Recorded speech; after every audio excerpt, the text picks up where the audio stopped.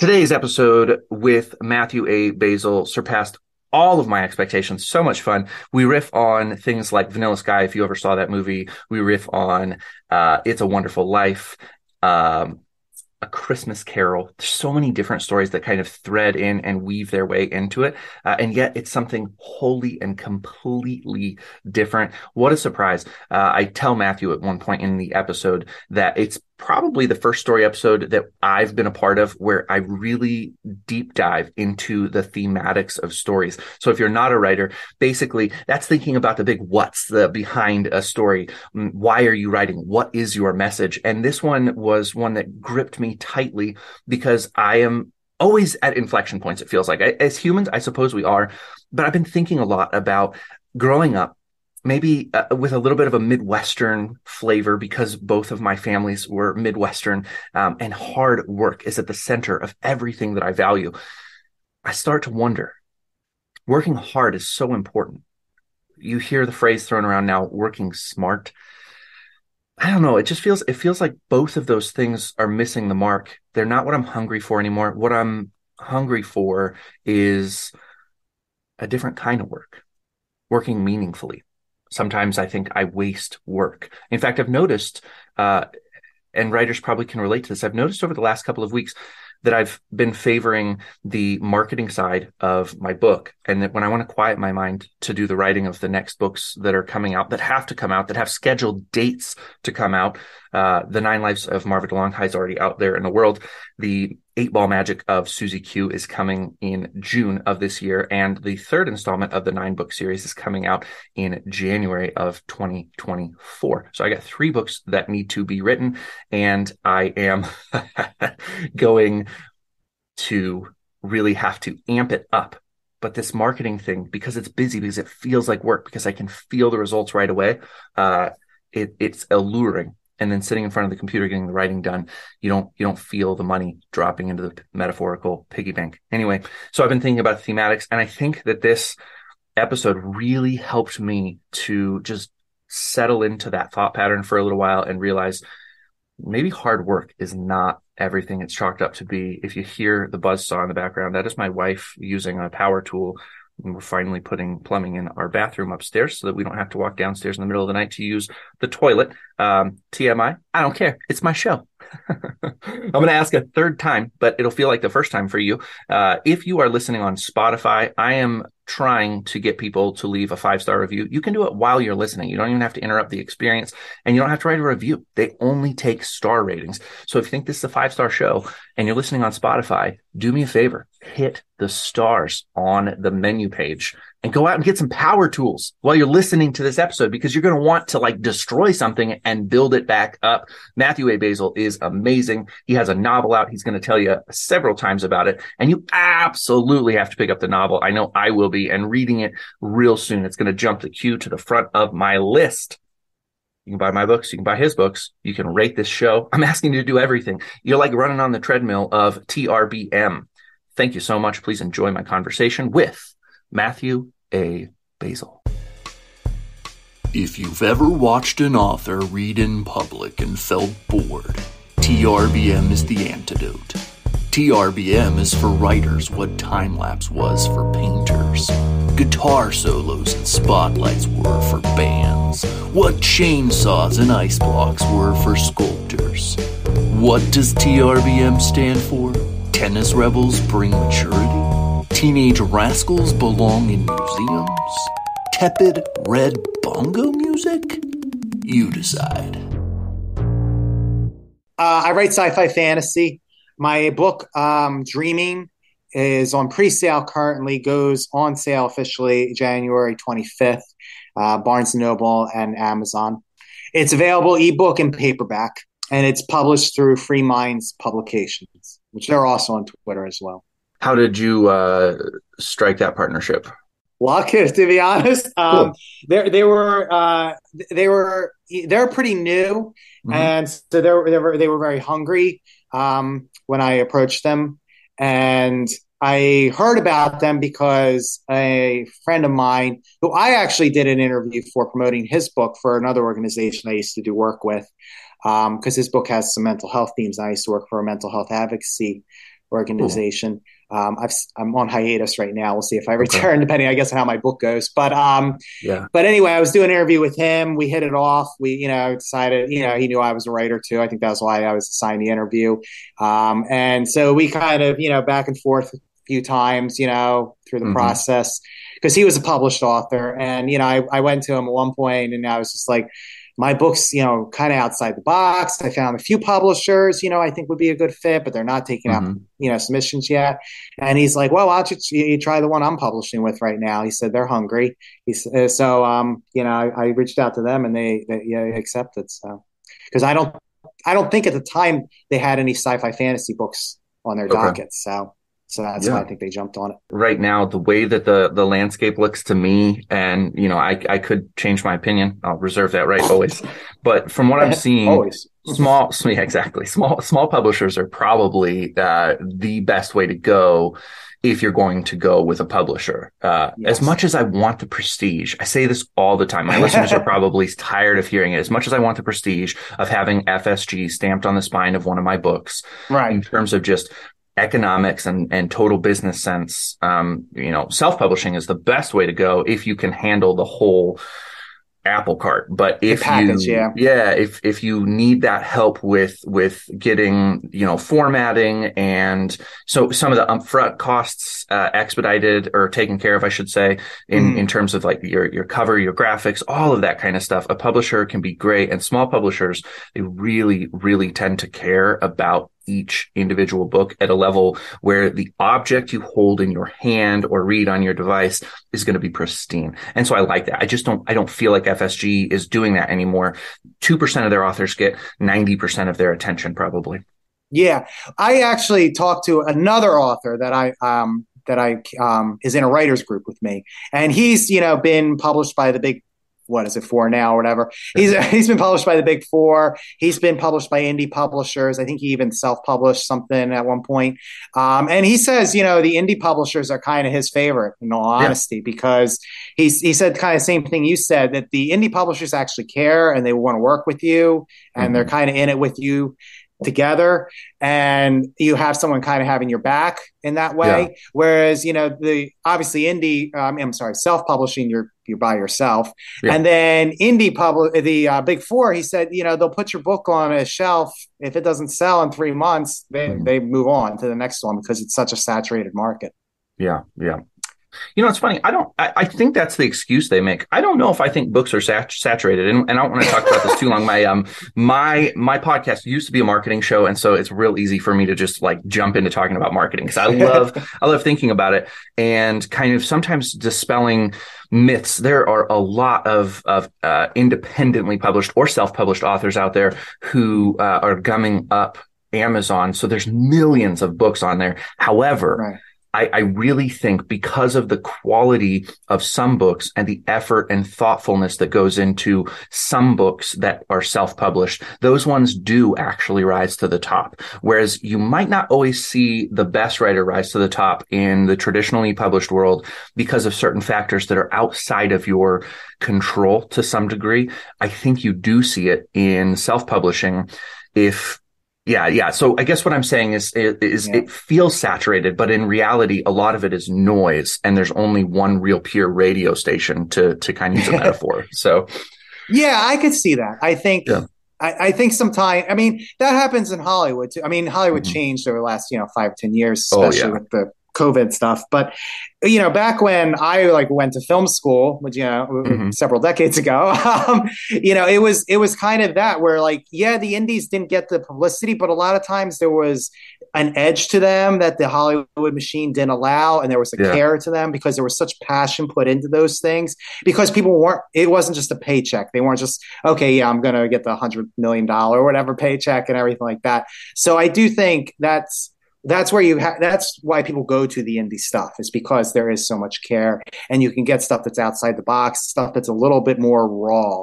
I had one guy tell me that he's like, why people go to indie is because it's raw.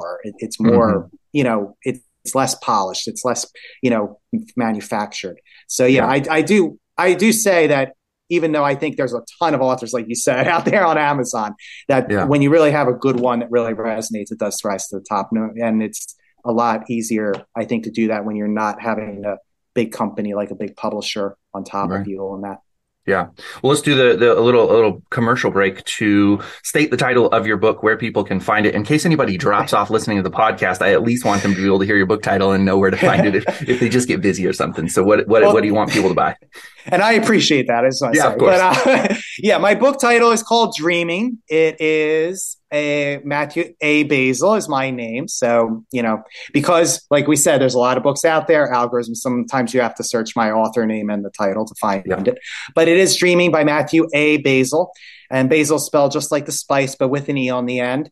And it's available, like I said, in Barnes & Noble's website. And it's available on Amazon, both in electronic format and in paperback format. Awesome. Sounds beautiful. And while we are doing a little commercial break, if you're listening on Spotify right now and you want to go ahead and give this podcast an honest star rating, I would love that. I'm really trying to bulk up my Spotify cred just a little bit. So if you're listening on Spotify, hit the star rating while you're listening. It'll let you do that right now. And moving on to the storytelling portion of the podcast. You go to work. Your boss calls you Lotario. Your name isn't Lotario. No matter how much you correct her, she only laughs and says, "You're such a riot, Lotario." In the employee lounge, your coworkers surprise you with a cake and a song for Lotario's birthday. Why is this happening? So you responded to this tweet. Maybe you accidentally slipped into an alternate reality where you are in fact known as Lotario and you didn't realize it.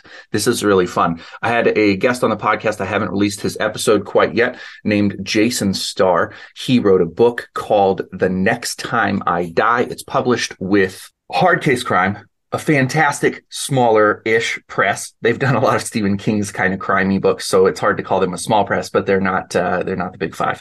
And really kind of similar idea that you don't even know that you slipped into an alternate reality, and you're in his book, he's the same person, but or the same name, but a very different kind of person. So I'm excited to tell the story and see where it goes.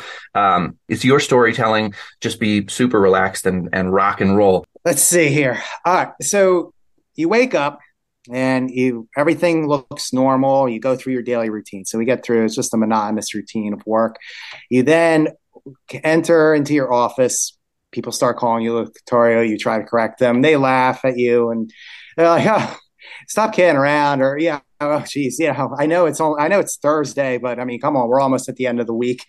And then you think it's odd. You try shaking it off, because you haven't had your morning cup of coffee yet. So you go get the morning cup of coffee, and there's a birthday cake. They say surprise to you, and it's your birthday, and it's Lotaria, and the name Lotaria is on the cake.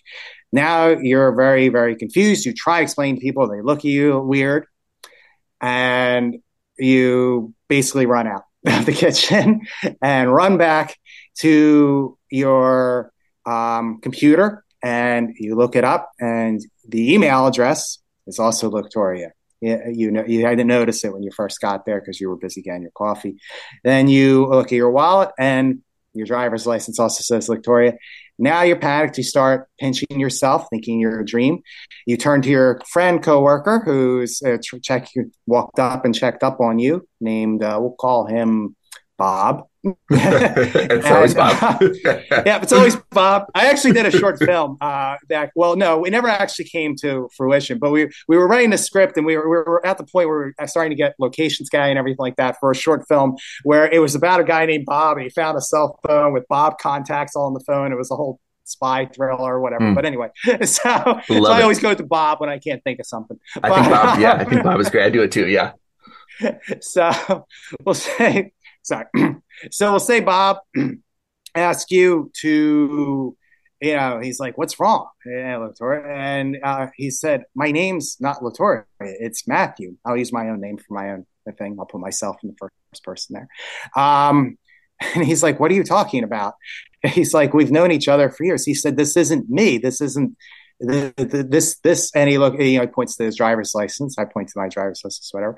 Matthew points to his driver's license and says, "This isn't me. This isn't me." And he says, "What do you mean that it's not you? It's right on your driver's license." He said, who's playing this trick on me?" He starts, thinking it's a practical joke trick. And And he starts saying, and Bob gets more and more confused, and he's like, dude, like you, do you need to go home or something like that? What are you having, like some kind of breakdown? And Matthew Latoria he gets up and just walks out, and then notices that his car, because he's going to his car to try to collect himself, he notices that his car is a different color, and he did not notice that when he got into there. He How does he swears find it? the car. Yeah. Well, he So goes. does he use like the fob or something? He walks out of the car, like the garage, and he can't find it anywhere. He's like, "What the hell?" And so he pushes, the lock button, and he goes, "Wait, wait." He's like, Exactly. My car, he walks out to the right car. model, right make, right year, wrong color." Wrong color. Exactly. All right. And he swears up and down that it was a green car when he drove to work, but now it's a red car.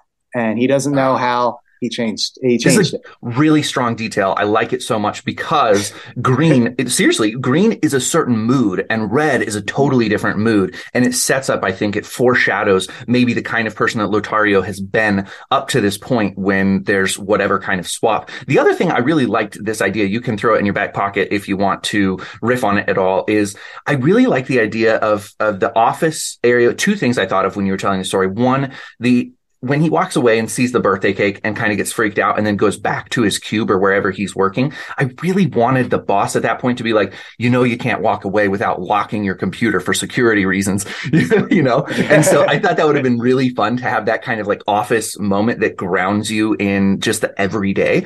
And then the other thing I thought about was, what if the business that you're in is a really high stress business, whether it's something like stock trading, options, something like that, or even, something like dirtier and grittier, like you work for a contract hired killer company. And so, if you do that, you've got this birthday cake, there's opportunities for humor because you're like, what kind of murderers have birthday parties for Lothario?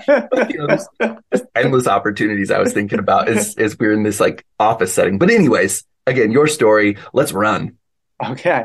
All right. Well, let's use one of your suggestions here. So he's staring at the car. He's checking the thing, checking the license plate and everything like that, but the color is different.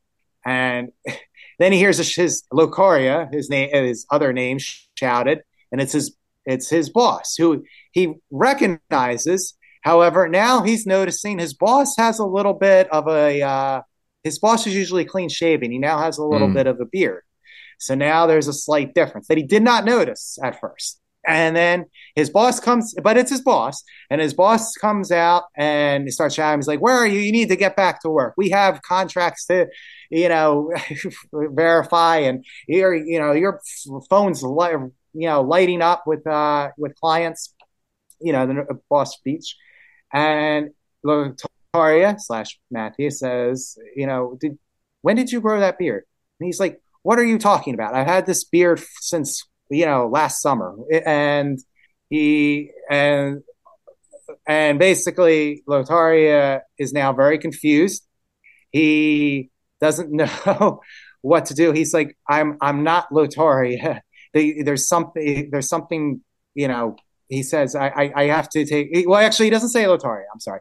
He says, I'm sorry. I got a call that my niece is in the hospital and I need to, go see her. And he says, "What? I didn't know you had a niece. You can't, And he's like, no, I'm sorry. I really need to go see her." So the boss says, "Fine, but this is coming out of your personal time, and I'm taking the whole day, but I'm only letting you go because it's your birthday." And yes, love it. So he, the boss walks away. Lothario jumps in the car. He drives back home, and now his house that he lives in is also a different shade of color. Now it's, instead of a blue, it's now an like rustic orange color. So he walks around the house. He tentatively checks his key. It turns in and it's there. And he, walks in, he starts looking around. Most of the stuff looks pretty normal. He looks at the dishes. They look pretty normal. He looks at his bed. It's unmade like he normally, leaves it. And he looks, then he notices a picture frame. And in the picture is him and a woman that he does not recognize. All right, I So, like this. So the coworkers are all pretty much the same people, but a little bit different. But his significant other is a totally different person, ripe with opportunities, because that suggests that the person that you partner with can really change the person that you are, which might explain why now he's a red car driving, orange house owning kind of a person. right, exactly. So he looks, stares at the picture. He doesn't know who the woman is. He takes out his phone and he flips through the contacts. And sure enough, there's a name, Lauren. He does not have, I mean, sorry, not, I will make it a little more exotic name. Sonia, we'll say, is there. We'll say there's a Sonia in All you there. Sonias out there, very exotic name. I love it.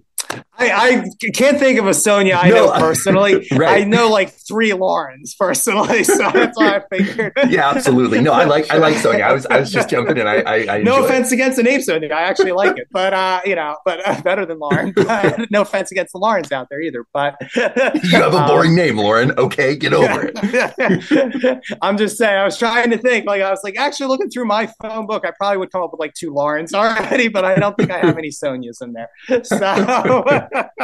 um, so anyway, so for creativity's sake, and the sake of the story, he notices the name Sonia. Again, no offense to Sonias or Laurens out there. He notices the name Sonia, and he can't recall knowing a Sonia.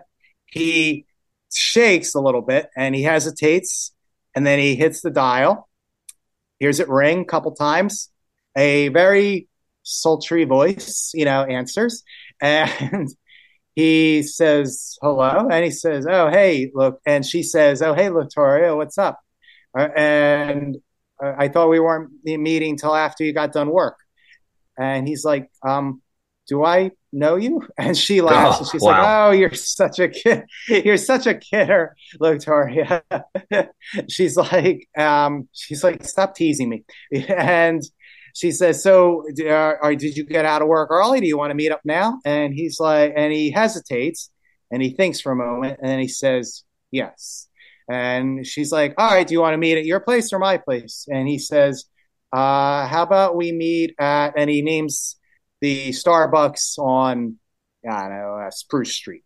And she says, "Okay, sure. You want to get a cup of coffee? That's fine. I can use another caffeine shot." And so she's like, "I'll see you there in 10 minutes." And he's like, "Okay." Like kind of mumbles it. And she hangs up. And so now he goes there to try to meet her to get, some answers basically. So he paces back and forth for a little while, trying to contemplate and think of this. He's like, what am I doing? Who do I meet? And he's like, this is the only way I can find some answers to what's going on.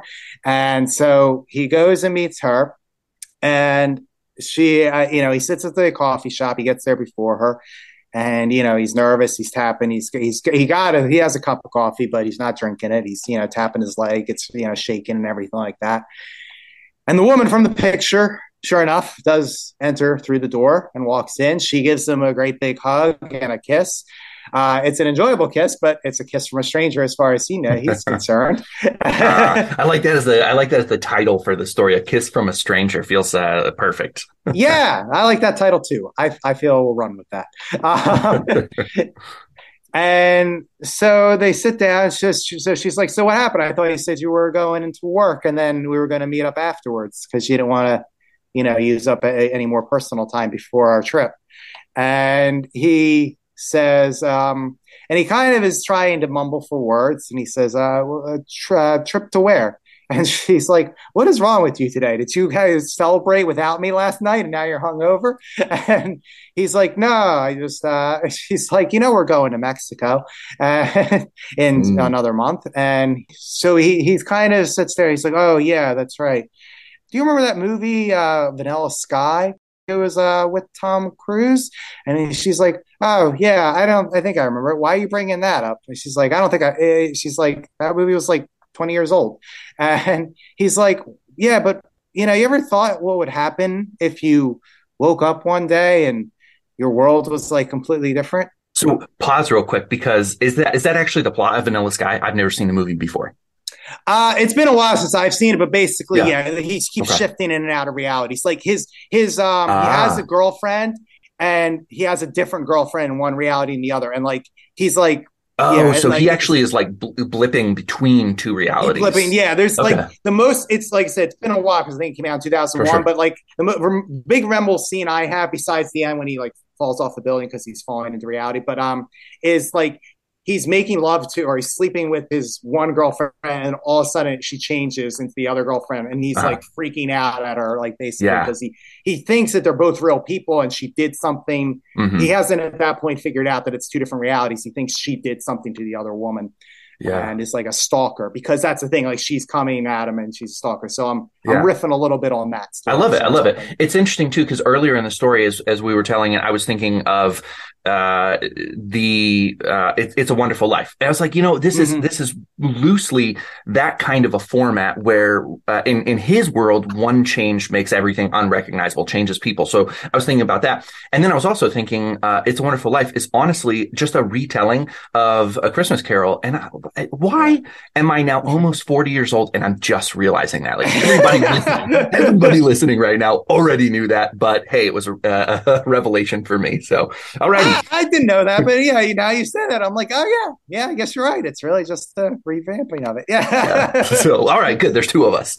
yeah. So there's two of us at least. Yeah, Carry on. mind blown. All right. Yeah. So she's like, yeah, but he's like, well, what if you woke up one day and your reality was like different? And she's like, why are you talking about these things? She's like, I thought you got through your, stage with all your psychics Hmm. and voodoo magic and everything like that. Ooh, good detail.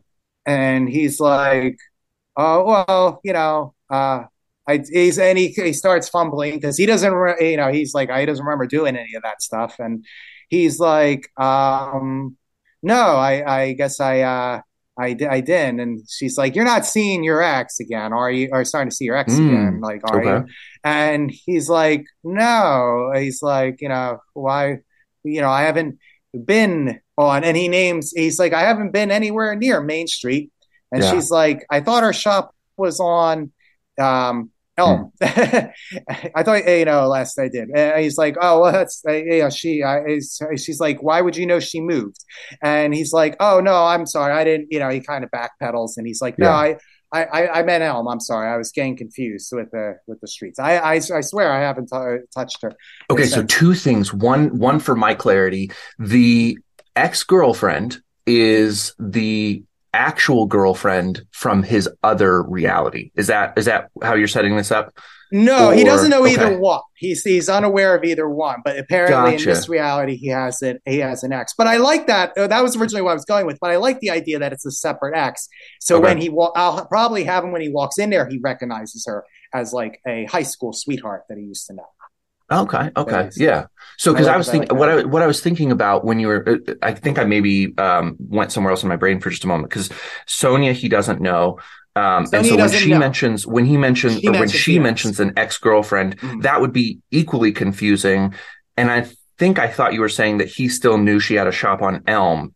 So then I was trying to Oh, reconcile those he's details. trying to figure out where it is because he's thinking that maybe she'll be able to help since she's into that There you are. psychic There you stuff. are. Okay, so one thing that I want to drop into this story, I'm totally oriented to it now, is I really, really love, and this is my own thing, but I love having explanations for magic when possible. So I think that Haruki Murakami probably does it as well as anybody else, and he doesn't always give examples necessary or reasons for the magic. 1Q84 is another story very similar to this one, where the main character steps into a different reality with multiple moons and all kinds of weirdness. Beautiful book. If you're listening and haven't read it, it's a big one, but it is so worth it. And if you haven't read it, Matthew, I highly recommend it. It's I similar to will. this story in I some ways. will.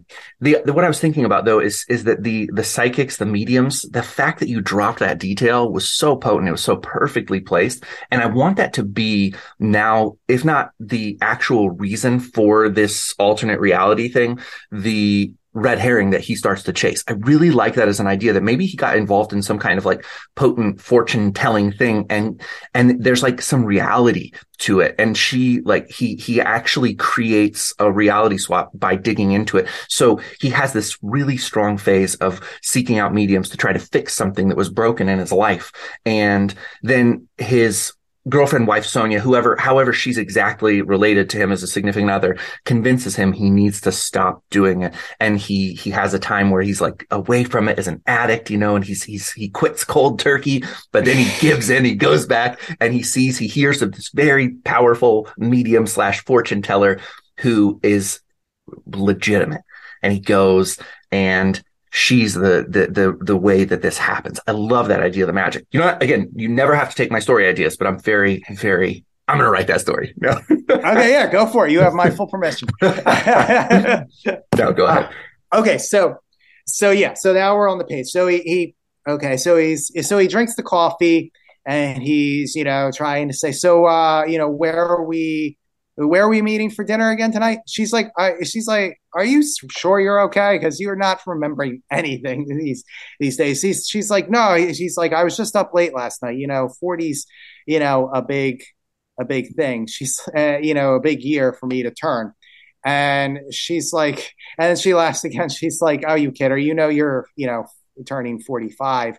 And so now he's also realizing he's 5 years older in this reality. So now he's like, so now he's like really like freaked out. And so he like the rest of the stuff she goes over. It's hard turning 40. I mean, it's a terrifying thing.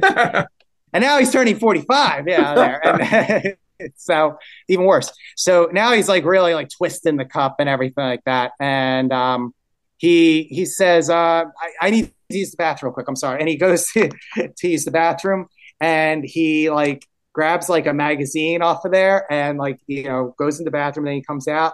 He like tries to like use the magazine to hide his face and sneak out of the shop now, because he's like totally freaked out. And he calls her. No, you know what? I back myself into a corner. I'm going to track back. So he goes to the bathroom. He splashes water on his face. He tries to figure out, what he's going to do. So he looks through his phone, and he recognizes his brother's name. And he says, hey, and he calls him up, and his brother calls him Victoria as well. At this point, he writes that off because it's all strange. And he says, hey, can you do me a favor without any questions asked? And his brother's like, yeah. I guess. And then he's like, can you like just call me in 5 minutes and just don't worry about what I'm saying. You can hang right up. And he's like, okay. So he goes back with Sonya, or like 2 minutes, he says, and he goes back with Sonya. And so he says, so I just figured I get a cup of coffee, but I probably got to, I don't know if you want to, hang out for the rest of the day, or if you got to go somewhere. And she's like, well, I probably should spend, some time at the studio, and, with the, getting ready for the gallery opening, I can't, put it all off till, this weekend.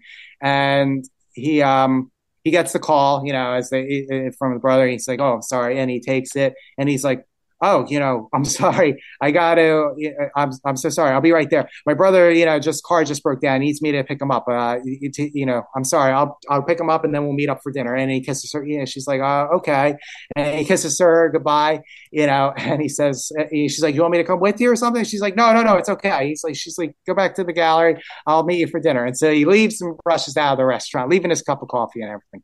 And he gets in the car, and he drives to, Main Street in the town, and he starts driving up and down the street, and he happens to see eventually a small little, Tara psychic shop there. And so he parks the car. He takes a few breaths over here, deciding whether he really wants to do this. He goes to the shop, opens the door slowly, tentatively, looks around. There's a bunch of kind of beads and, crystals and, and statues and stuff around. And a woman comes up, and this woman looks familiar, but he can't exactly place it. And she seems to instantly have recognition of him. And she's like, Victoria. And he's like, do I, and he's like, wait, do I know you, or is that just you being a psychic? and and Yes, she, both, she says. Yes. both, yes. And she's like, what do you? She's like, what do you mean? Have I really changed that much? And Mm. he's like, I'm sorry, I'm having a day. You're gonna have to jog my memory. She's like, we went to high school together. We like Mm. dated all through high school. She's like, it's me, Sheila. And Oh, okay. Sorry. Just hold the phone. I'm just going to throw a thread out there. I'm really sorry for sure. doing this. Literally, this is not your story. This is just this idea that I had. It's a reverse. It's a reverse of everything that we've always seen. She gave him the life that he always wanted. And, he's high powered red car driving, orange house owning, like high powered Lotario. And he went to her seeking the life that he always dreamed of, which was the green car life, like a laid back, chilled, not anxious, not overdriven kind of a guy. It's the opposite of every time that this story is told. He wants less. He has too much and he wants less. Okay. Anyways, take back to your story. This happens to me. I apologize. No, it's okay. Yeah, it's okay. It's not too far off where I'm going either. So, Awesome. um, so, and then suddenly Locatoria remembers. He remembers a Sheila who that he did know in high school, but that he kind of he liked, and he asked her to like a dance and stuff like that, but it was awkward, and he kind of his friends kind of, teased him, because, she was kind of the weird kid and everything like that. So he just kind of ended up not going anywhere with her in high school, but he does remember her, because they went through high school together. And so he remembers all of these memories, and he's like, Sheila, yeah, we went to high school together. She's like, yeah, we went out for all of high school. He's like, no, I don't remember us going out for all of high school. I only remember us going on like one dance or maybe to a movie or something like that. And she's like, why are you, and she's like, what do you mean? And she's like, she's confused. She's like, no, she's like, we went out for all the time. We Mm. broke up when we after we graduated, because you went off to um, pursue, you wanted to get your business degree, and you wanted to go into the city, New York City, and get the, Mm. really make a name for yourself on Wall Street and in the stock trade and everything like that. She said, and I didn't want that. We just wanted different things. Mm. And he says, no, we went out for a couple dances, and he's like, she's like, why are you here? After she like looks at him peculiarly and thinks for a moment, and he's like, I don't know. I'm not Lotoria. I'm Matthew. That's the name I woke up with this morning, Mm. but everyone's been calling me Lotoria. And I'm dating some woman that is some kind of artist or owns an art gallery, and it's exotic, and but I don't know. And her pictures are in my house. My house is a different color. My car is a different color, and my boss has a facial hair. He's like, and I think I'm losing my mind, and I don't know why. Before I checked myself into a sane asylum, I figured I would go see a psychic. And she's Which is such a logical choice. right. And he just puts his head in his hands in exasperation. And she's like, I honestly don't know why I'm here. I don't know why anything is happening to me today. I feel like I'm in a bad dream that I can't wake up from. And she's like, well, she's like, maybe. And so she like looks at him, and and she says, well, maybe you have slipped into a different reality. And he's like, what are you talking about? Mm. And she's like, well, don't you remember I gave you this book when we were dating, that said how there's different versions of ourselves, and you take different life paths, and every life path you do creates a different version and reality of yourself, and that the other reality of yourself sometimes intersect at different points, and you can cross over. and she's and he's like, you never gave me that book. I never heard any of this mumbo jumbo. This is stuff out of the movies. And she's like, yeah, the movies, sometimes, stumble onto stuff that's close to reality. And Mm. she's like, and and he's like, I don't understand. I went to bed this last night, fine. And with just the only thing was that I was going to wake up the next day and it was my 40th birthday. And that was it. I wasn't even going to do anything for it. And then they're calling me a different name, when I go into work, and I have a different girlfriend who wants to celebrate, and she's telling me I'm really 45, and she says, "Then you slipped into another reality." And he's like, "Well, if that's the case, you know me as Latoria. The Sonia knows me as Latoria. My coworkers know me as Latoria. Mm-hmm. Why do I know myself as Matthew?" She's like, different names cause different realities. We have different life paths we can take. Mm. Maybe you were born in two different life paths and somehow slipped into a different version of yourself with a different name.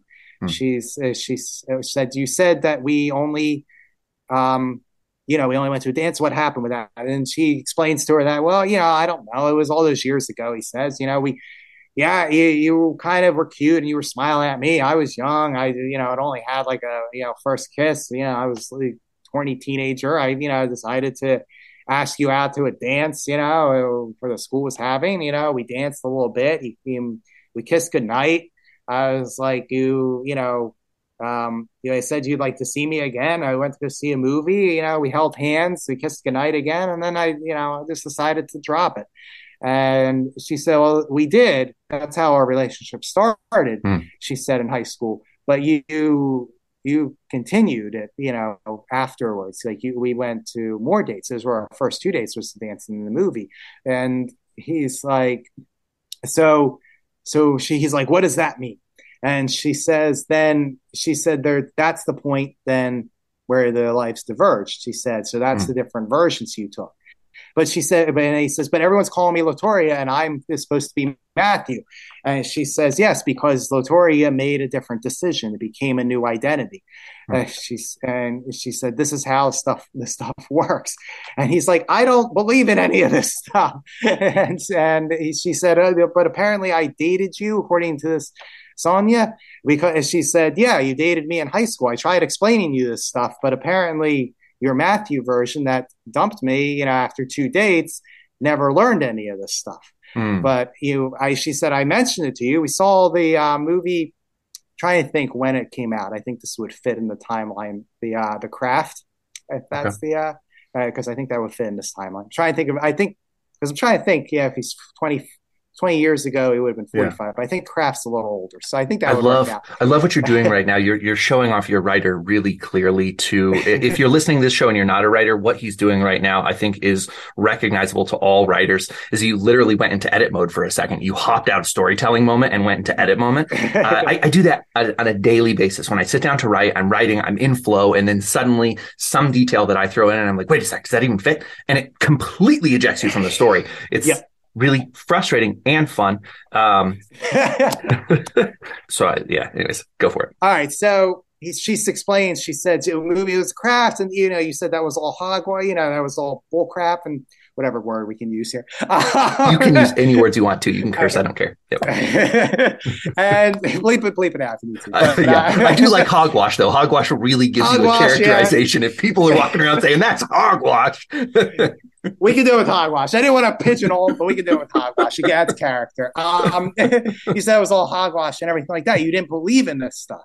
And she said that was one of the things that, she said, that we always argued over as we were dating.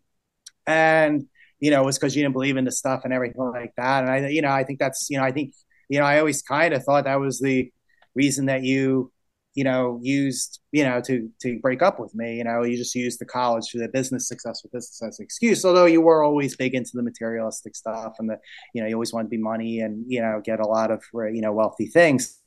And so he says, well, then why is this happening to me? If what you're saying is true, why is this happening to me? And she said, for some reason you split out of here. And she said that the split has to occur since the split changed me.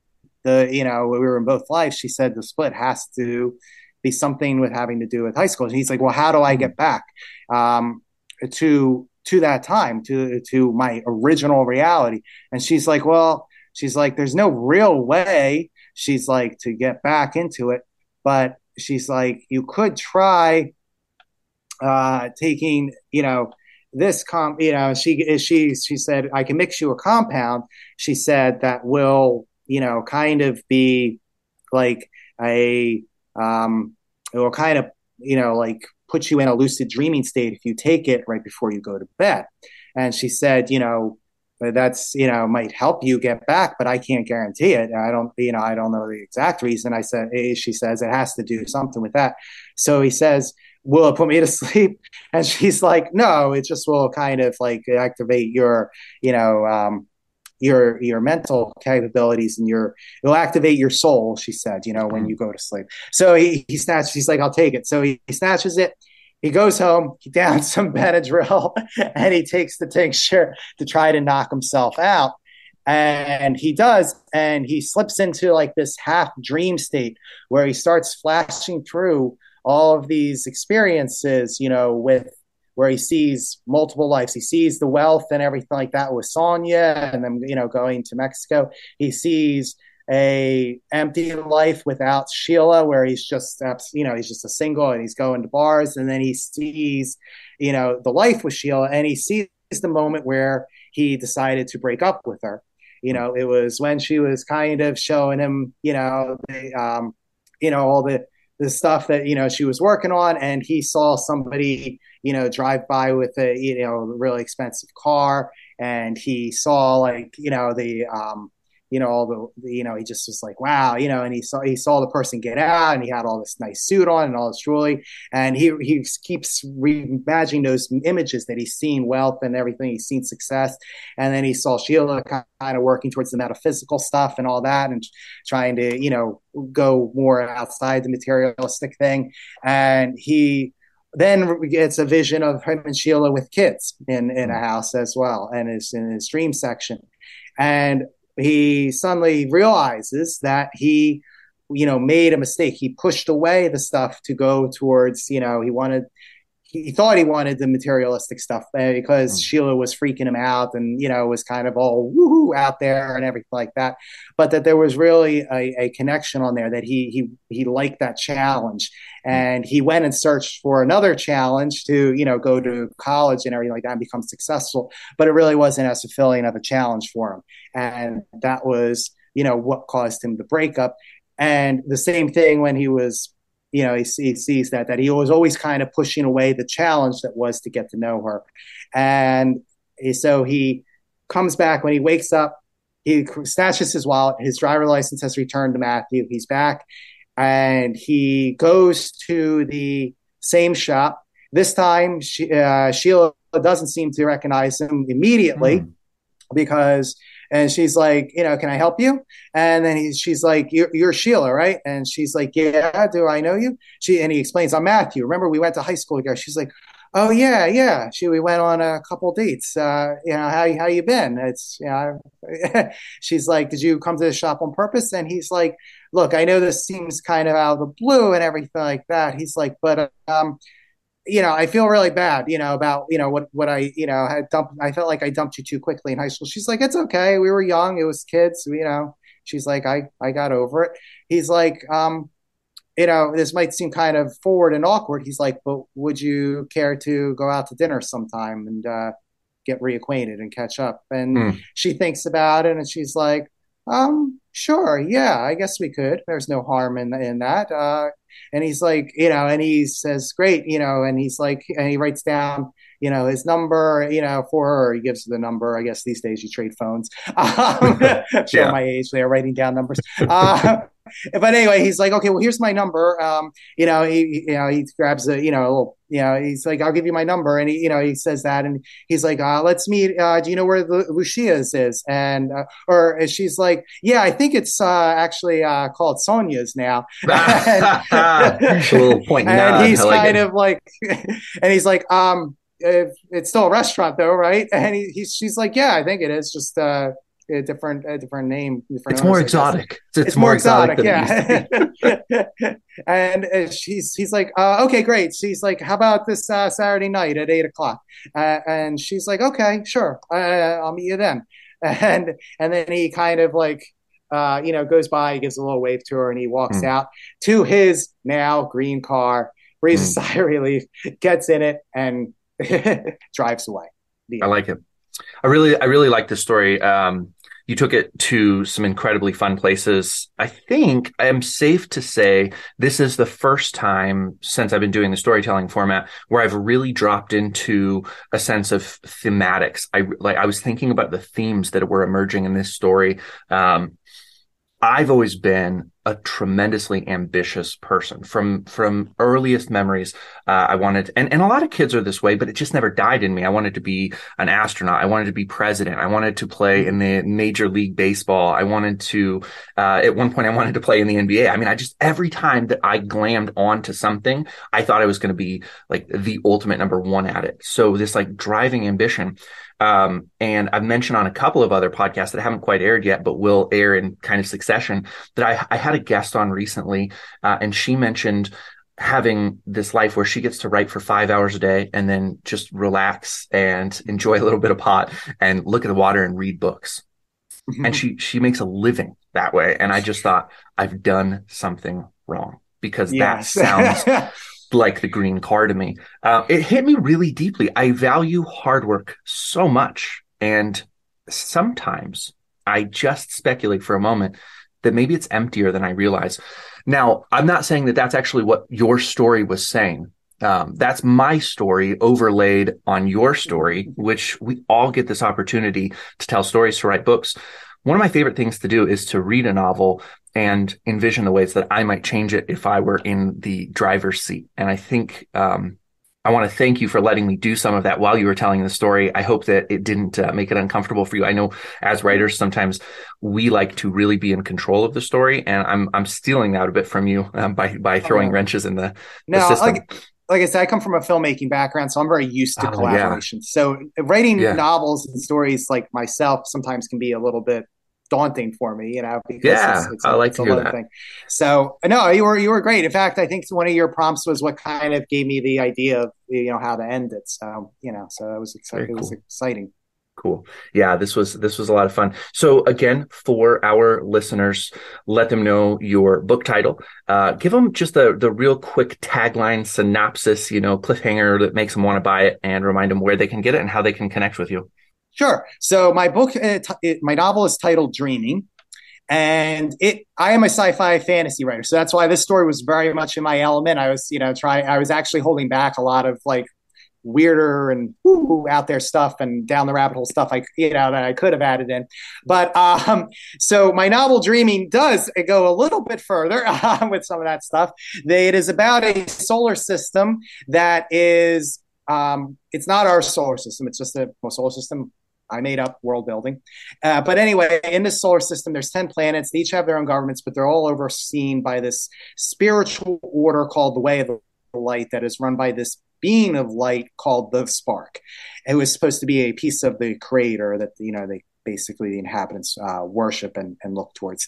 And in this kind of world, there's a mercenary named Aleth who has basically been rejected from society, and so just stays on the fringes and uses these powers that he has from this cult that he used to be a part of called the Followers of Vuox, that he ended up killing all of those members.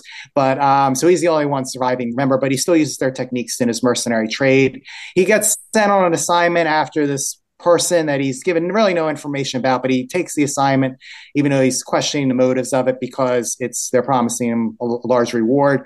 And when he finds this person, she is slipping in. She seems to be like slipping in and out with different almost realities actually, and it just has a fractured mind, and he doesn't know what to do with her. And as he tries to figure out what to do with her, he finds out that she can dream differently, and that dreaming in this world is not exactly what we think of as dreaming. Dreaming is not done while you sleep. Dreaming is when you experience sexual ecstasy, Oh wow. and it is a kind of visional, like almost like a lucid dream slash kind of vision quest trip that gives you insights into yourself and in the world. And it's, a very integral part of the inhabitants of this system, but she can do it to a level that no one else seems to be. And it sets off a chain of events that as the system is going through changes, it tends up kind of causing things to spiral out of control. Fun. That sounds great. So that's the book. It is available in both electronic and paperback format on Barnes & Noble and Amazon. And you can find me on Twitter. My handle is Matthew, MattheWA, and then Basile, Basile. So my last name is spelled just like the spice, but with an E on the end. Perfect. Excellent. All righty. So everybody is going to go out and get your book, most certainly. My next call to action, buy Matthew's book and follow him on Twitter. And this is the one I want to ask you to do. Give this show a rating on Spotify if you listen there. Really appreciate it. I don't often ask for it during the show, but every once in a while I like to mix it up, spice it up. If you're listening on Spotify, all you got to do is look at the app itself, scroll to the top of the episodes, and there's going to be a little star right there. You just click it and give it your honest star rating. They don't allow reviews, so it's just stars. But Spotify loves stars. I love stars. We all love stars. Thanks so much, Matthew, for being on the show with me. Who doesn't love stars? Who doesn't love stars? Yeah, thank you. Thank you for being on the show with me. Really enjoyed it. And look forward to reading your book. Thank you. Thank you. I enjoyed being here, so I appreciate the invite. Thank you for listening to TRBM. The theme music was provided by the ever-talented Christopher Talon. And hey, if you liked what you heard, share this show with other readers, because what's the point of telling stories if nobody's listening?